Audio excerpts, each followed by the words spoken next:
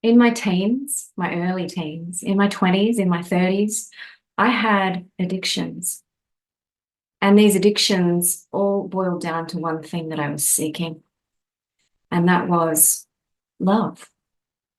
And I didn't know how to get it, but I had a yearning within me that I needed to get something to fill me up, to feel complete.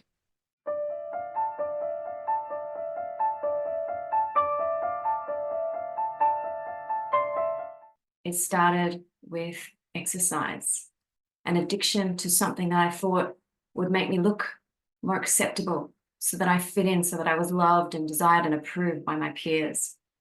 That started about the age of 11. And then as it moved up, the addiction turned into a food addiction. I began to become obsessed with food, and that became a comfort and something that I could control and weigh and count calories and punish myself with. And then in my later teens, it turned into a serious eating disorder, bulimia, where I began to hurt my body to serious abuse.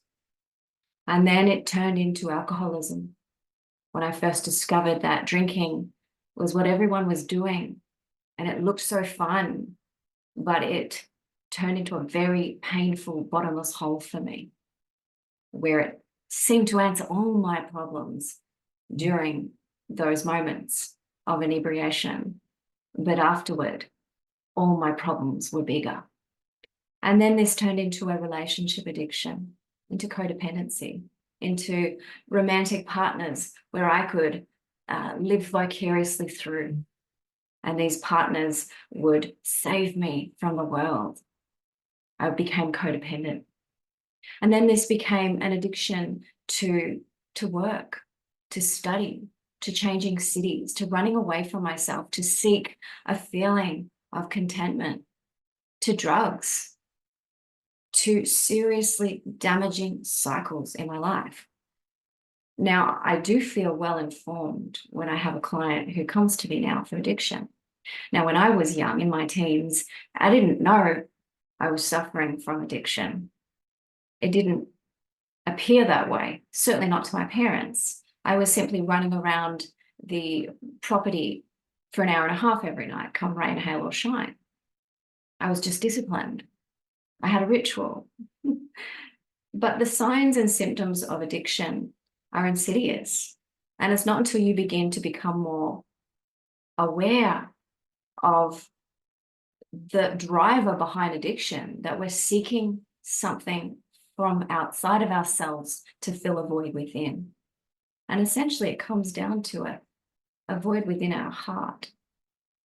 In fact, it's not even a void within our heart. Our heart is whole and beautiful and perfect. It's a closed heart where we've learned to keep it tightly shut because it's too painful to feel. We never want to feel that pain of feeling again. That hurt too much when we were kids, usually until about the age of 7. We become crystallized into our programming, and we are now, if you like, a victim to the beliefs, the values, and the experiences that fed in and created our filters of perception. It can seem almost impossible to fight against an addiction. And that's why we see so many people functionally addicted, getting through life, but unable to turn around and look at themselves and see that their heart is closed, that they're living in survival mode. They're living in an extreme and imbalanced way, where they work hard, often is the case, which is a form of a busyness or escapism from dealing with this very issue. And then the pendulum swings right to the other side, and the one who's working hard to escape themselves finds that they need to escape that reality too. And so they go into food, drugs, alcohol, sex, codependency, anything to escape themselves, social scrolling, video games, you name it. There are plenty of things out in our world today that can keep us long-term distracted and able to deny, disown, and push away our own feelings of pain and discontentment and emptiness. So today I'm going to talk a little bit about how we use the very process we're avoiding, which is opening our hearts, which is really feeling, how we use feeling, how we take up the courage to face the feelings that we've been avoiding, which is often called shadow work, to quit our addictions so that we are not thrown around by the external world and we are able to find peace from within. So the first thing is we've got to realize it's a form of self-abuse. All addictions, whether that seems like it's a physical pain or not, are a form of self-abuse. The reason is because the moment we choose to seek that comfort from outside of ourselves, we leave ourselves. Most addictions create a numbness within our physical being. We are able to shut down. And of course, the whole point is so we don't feel the pain within. However, it is that pain within that needs to be seen and heard. It is a fractured part of ourselves that needs to be addressed. The one thing we've been avoiding our whole lives through addiction. So it is a form of self-abuse because we are turning away from ourselves. If you think of a parent who witnesses their child fall over and hurt themselves and cry in pain and shock and fear and sadness about this negative experience, and the parent turns away and walks off because it's too painful to witness. Now, we wouldn't normally see that, but that's essentially what we're doing to ourselves when we find food or social scrolling or television addiction or anything that makes us turn away from ourselves. We need to acknowledge the impact that the addiction is having on ourselves. This is neglect. This is total neglect. And this is really an immaturity in ourselves. We might not have the tools or wisdom or resources to be able to address that yet. It starts with the first step of self-awareness and realizing it's self-abuse. But once we start to understand the reasons behind our abuse, we're going to want to help ourselves. We're going to want to stop turning away from ourselves. Addiction really is a reaction to the abuse of others not being there for us. But the thing is, our relationship with ourselves is reflected in the relationships we have with others. So if it looks like others are turning away from us, it's because we're turning away from us. So we have to start with ourselves. So it's choosing to be there for ourselves for the first time, perhaps ever in our lives. And this is a huge decision because this means that you are commencing the hero's journey. This is not an easy road. This is the hard path. This is the hard course of action that will lead to rewards that you would never imagine, to freedom, to liberation from this hold that addiction has on you. Freedom from the cycles of pain that have kept you unconscious, small, and afraid for so long. It's important that we get curious. We must get curious if we are serious about quitting addiction in our lives. We need to find out what the addiction is helping us avoid. And how do we do that? Well, one of the biggest things I do for my clients is I get them to begin to journal, to begin to become self-aware, to begin to note the thoughts behind the feelings, the beliefs behind the thoughts that create the feelings, that create the behaviors and reactions in your life. If you don't look at these, they will continue to go around like covert programming that keeps you disempowered. So get curious. Curiosity helps us step away from directly identifying as the victim. Curiosity helps us to treat this as an adventure, as a new exploration. You know, they say that we must know ourselves in order to find higher levels of freedom in our life. And the reason we must know ourselves is because if we're aware of our programming, then we can consciously resolve not to let it rule our lives.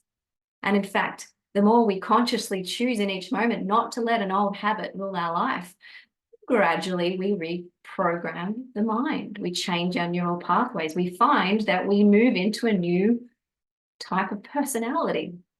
Our personality essentially is all of the programs that are running that have created our moods and our temperaments and our behaviors.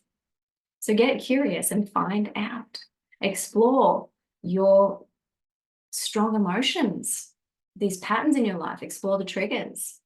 There's hidden gems, hidden gold underneath this stuff that will lead you to big answers and bigger insights.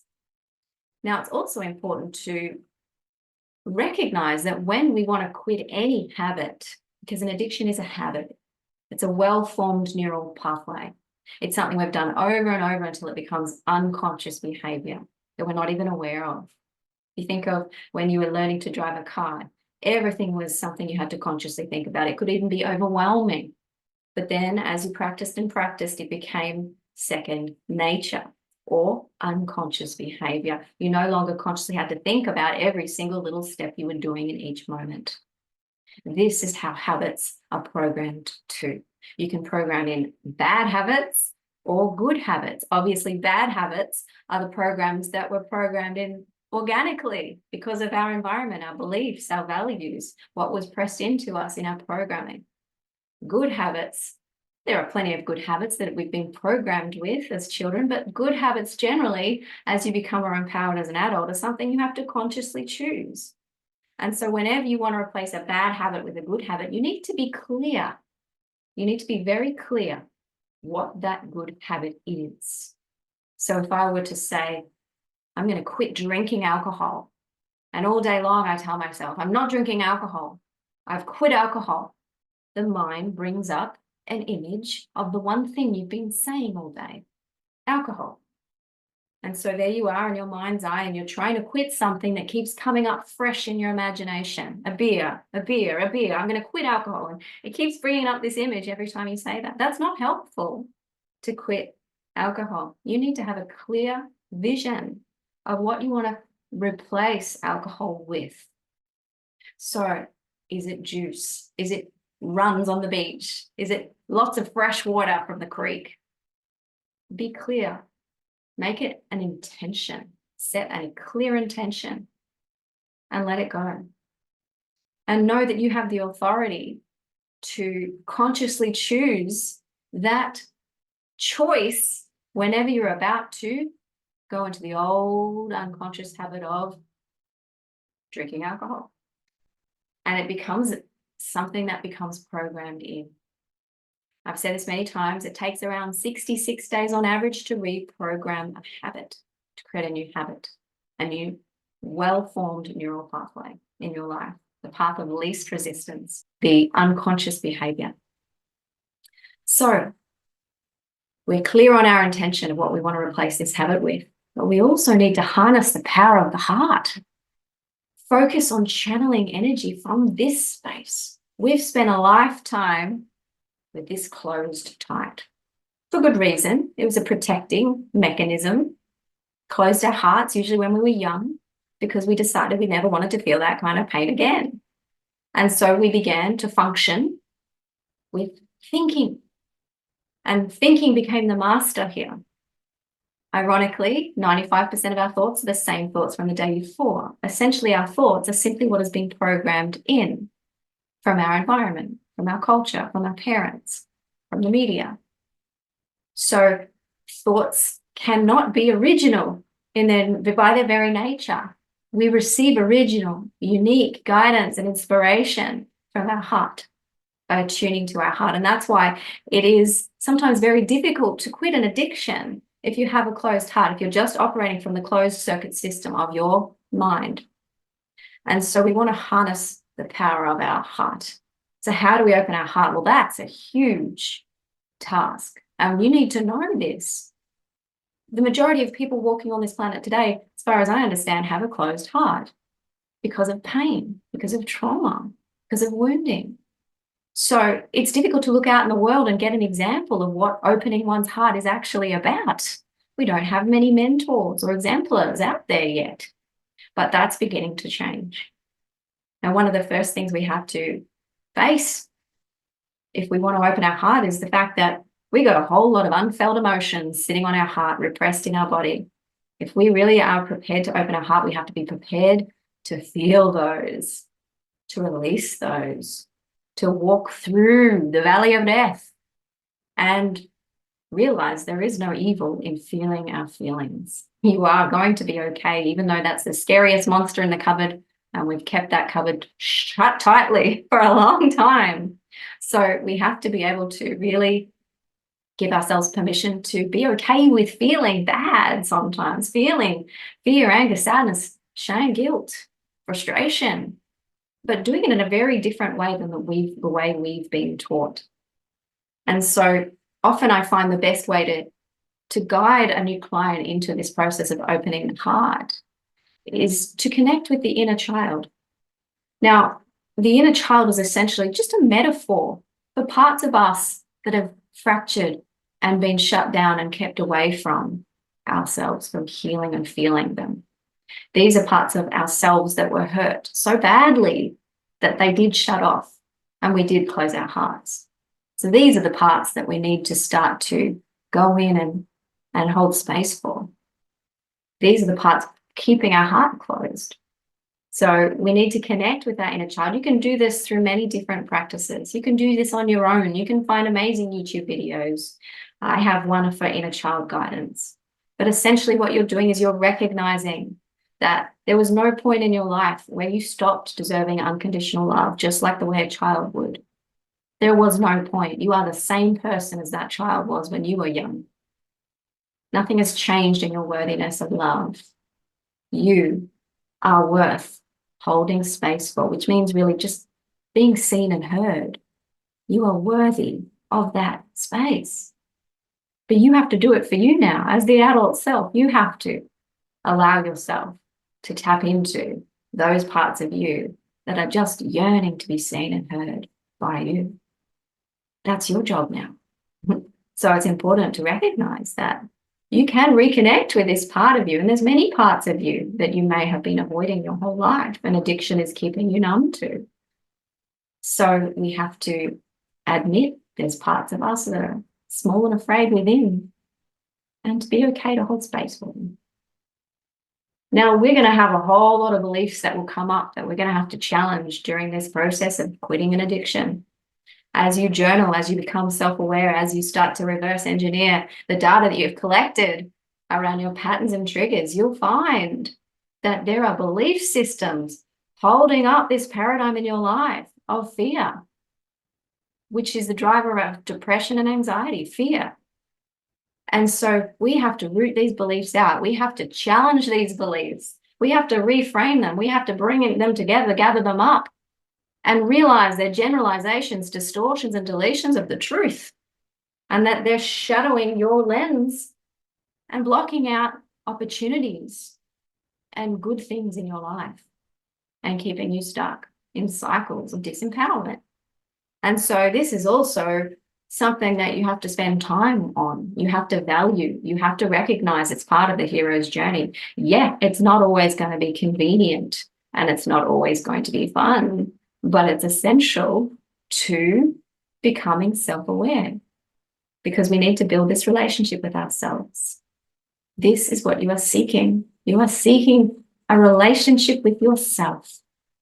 And so we must be brave enough to spend time with ourselves, to go through feelings, to go through beliefs, to go through self-awareness processes, to bring light into the shadows of our lives. And as a result of building this relationship with ourselves, we will construct inner trust. That is the foundation of self-love, self-esteem, self-worth. We have to trust ourselves. And this is going to lead to self-compassion. That's how easy it is. Once you start this process, it becomes easier, and you will see this. We need to build a deeper understanding of ourselves. We must know thyself in order to get to the roots of our addiction, to release it, to realize we never needed it, to realize that we are okay, that we have ourselves. And in turn, our external relationships will reflect this same level of trust and compassion. We will start to connect with others like we've never done before and trust others. This is one of the root issues with addiction, is we don't trust ourselves, so we don't trust anyone else either. We may as well stay numb and escape from everything. So shadow work is taking away all the confusion as to why we're struggling with giving our power away through addiction, through abusing ourselves. It's not an easy process, but it gets easier when you begin, and you'll start to see there's a real flow if you can really let go and trust this process. And I can attest to that. So I wish you all the best on your quest to become healthy and whole and find the one within you that is seeking love. And know that you have the wisdom and the resources to give that love. And it will be reflected in your outer world, and it will get easier. I hope this has been helpful.